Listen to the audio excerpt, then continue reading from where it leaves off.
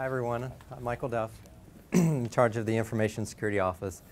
And wow, it's been quite a couple years since I started here.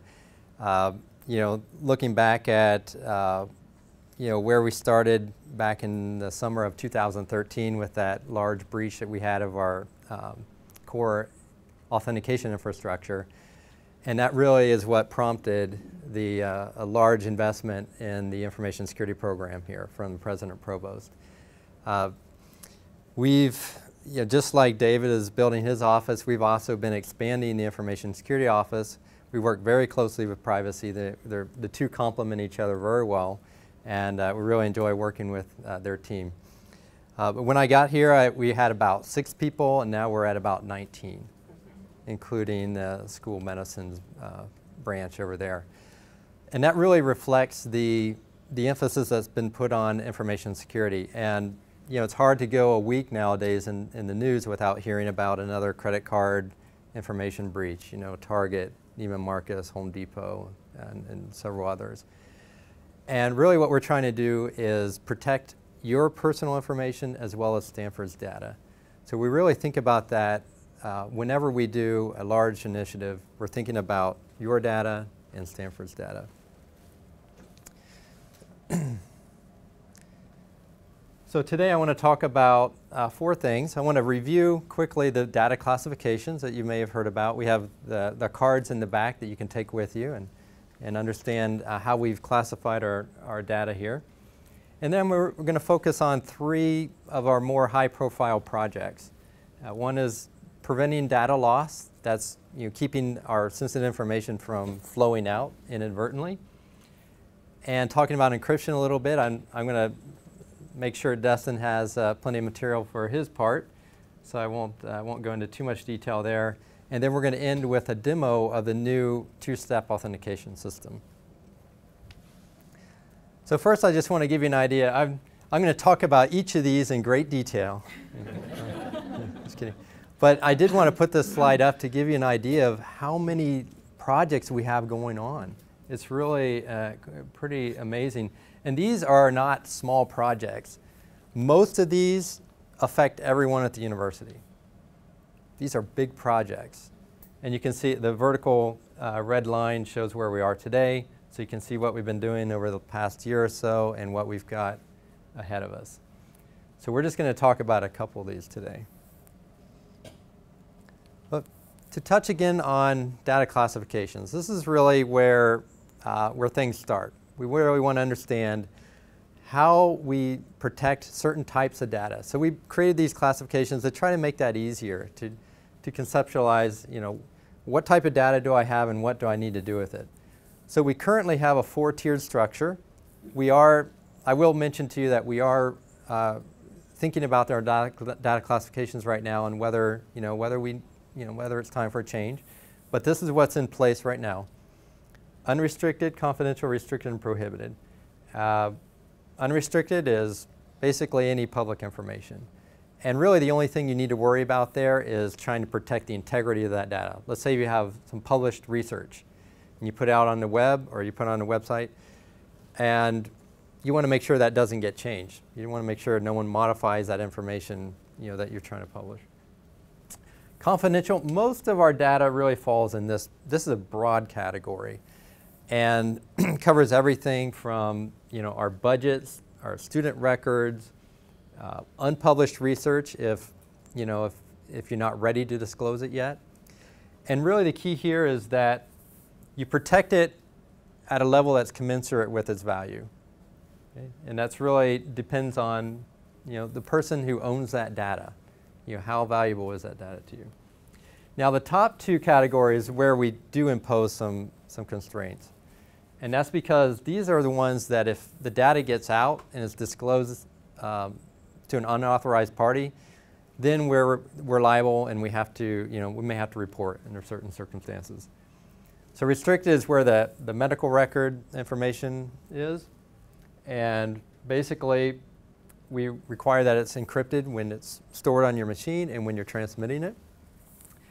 And the top category is what we call prohibited, scary word. We did that intentionally. to indicate that, hey, these are really important data that we've got to be really careful with. And those are the ones like your social security numbers and credit card numbers, financial account information.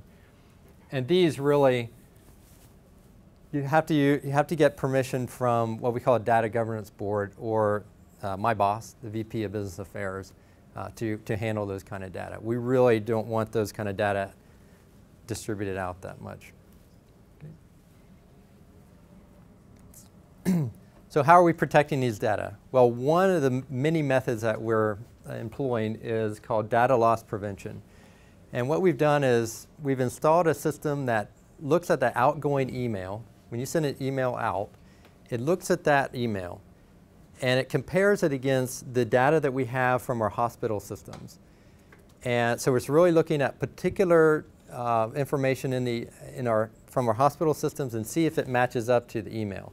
So to be specific, it's looking for any cases where you have 2 or more last name and medical record number records in the email that are also in the hospital database. And if so, it blocks the message and it sends you a reply right back saying, hey, it looks like you're trying to send some medical information out.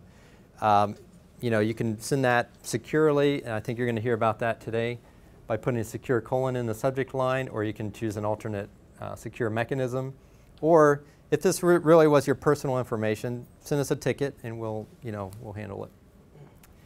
The other rule we have in place is if you have 5 or more last name and social security number pairs, then it'll flag that. Okay? Now it's not just any 5 social security numbers and any 5 last names. It's last name combined with the associated social security number that also happens to be in the hospital database. And we chose 5 because we know that, especially tax time, people are doing taxes for their families, and you may have a personal message or you're sending something to your accountant, and you may have 3 or 4, last name and social security number pairs, and maybe your children were also patients at the hospital. That could happen. So that's why we chose 5. Okay. And this is already doing a great job for us. We've already flagged several emails that would have gone out and would have potentially caused us to do a breach notification. Okay, over to encryption very quickly. I know that others are going to talk about this today, so I won't spend too much time on it. But I did want to mention the target date of May 31st, 2015. That's when we're going to try to get all the laptops and desktops and mobile devices encrypted. The great thing about encryption is it's really easy, and the impact on your computer is minimal. We currently have more than 30,000 devices at Stanford. Those are just employee devices. I'm not counting students. More than 30,000. And the experience has been very good. They're not having problems. They're not having performance problems with their computers. It's gone very, very well. And we're just trying to expand that out to cover everyone else. Now, why would we cover everyone if you're sure you don't have these sensitive data? Well, two thoughts on that. One is, it's really hard to know if you have sensitive data on your computer. It's really hard. I don't know. Actually, I do know that I have some sensitive information. But most people, you ask them, well, no, I don't think I do. But we had this tool we ran called Identity Finder, and it actually showed that a lot of cases, people had very old spreadsheets that may have had social security numbers on them. In one case, there was a 10-year-old spreadsheet that had graduate student that had mortgage.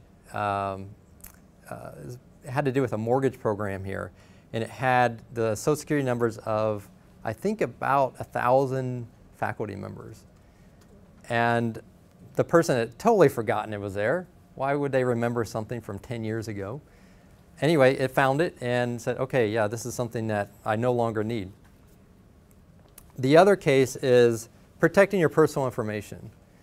If I lose my cell phone, I've got a lot of my personal pictures on there. I don't want people looking through them. So encrypt it. It's easy. If you lose it, you don't have to worry about it. And in particular, you heard David mention it before, it gives us what's called safe harbor. So if we lose a device like that, the investigation goes from what could be a month down to a few minutes. And encrypted, you're done. We're off the hook. Okay, and we do have a ways to go. That 30,000 devices really only accounts for about 30 to 40% of all the ones that we need to do. So we've got a ways to go, and we really appreciate your help getting there.